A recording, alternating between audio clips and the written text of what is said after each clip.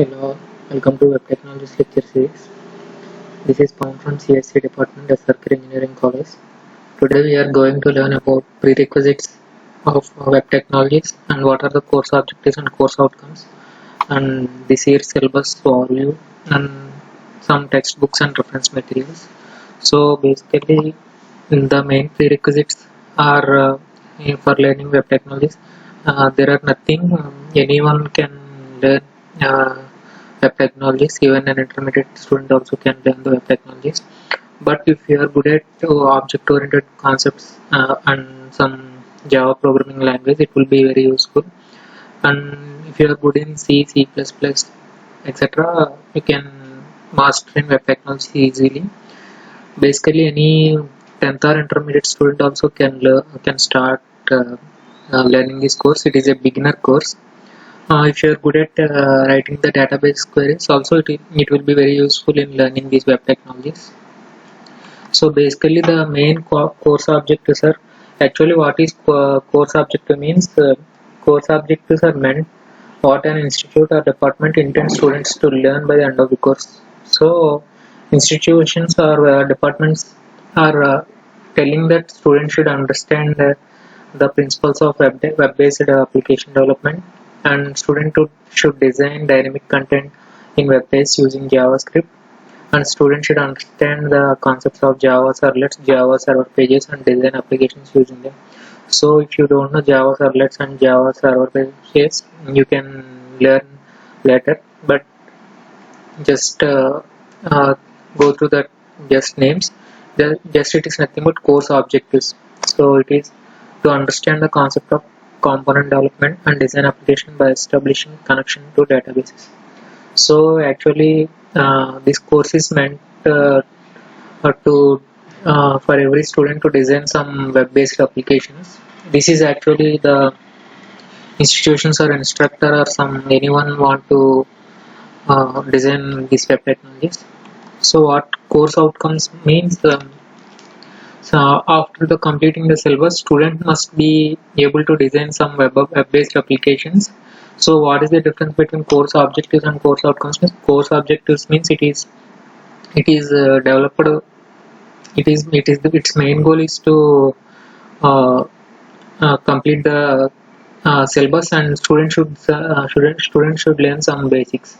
So course outcomes means after completing the syllabus, the student should be able to gain some knowledge, and students should design some any applications or whatever in the particular subject. So in this particular subject, students should be able to construct web-based applications and identify where data structures are appearing in them. So after every student must be able to construct at least minimum a static website or a dynamic website. Anyone can build the static website, but the main course outcome is to build a dynamic website. So it is one of the course outcome. And second course outcome is students will be able to connect Java programs to different databases. So it is nothing but connecting to the server end. So what is first outcome means? Just it is students should learn about some static. Students should able to develop some static web page. So second outcome is meant to be if we write some program, it is the program should be connected to some database, and it should be some responsive. Uh, it should be some responsive to if we write a program. Up to now, if we write a program, it is in computer, but it must be connected to databases. So student will be able to develop some enterprise Java based programs. So it is nothing but some applications. So our main syllabus consists of 5 units. In unit 1 we are going to learn about HTML, main HTML, CSS and JavaScript. HTML is nothing but hypertext markup language. In unit 1 only just it is just we are going to build some static web pages using some, there are some links, some tags. Just we are going to discuss about all the tags, minimum basic tags, and JavaScript, and we are going to see CSS and JavaScript also. JavaScript is nothing but some, we are going to give some dynamic behavior to the page, nothing but. In HTML, just we are creating the what we are creating, it will be shown in the web page. In JavaScript, just we are giving some action to the, it is nothing but called dynamic HTML.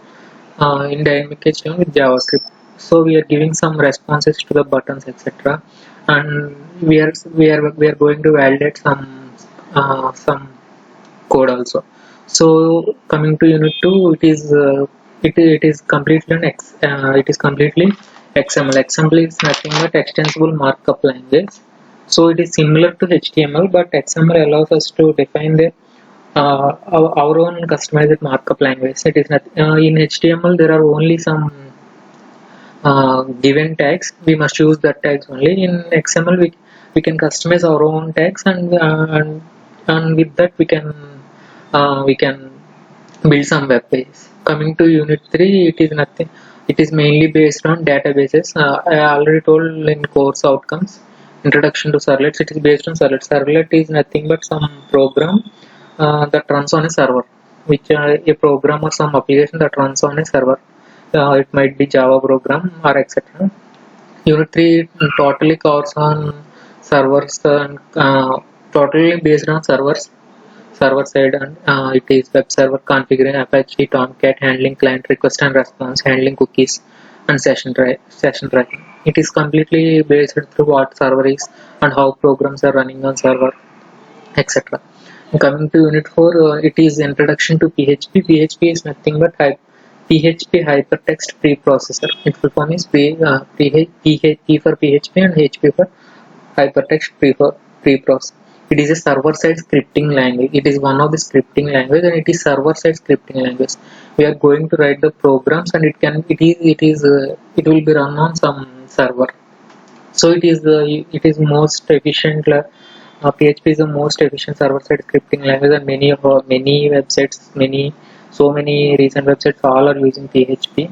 So we are going to learn the introduction to PHP and some basics, functions, and strings and arrays. And after installing PHP, there it will be MySQL installations are PHP admin form handling cookie sessions and inserting data into tables. We are going to see all these in unit 4.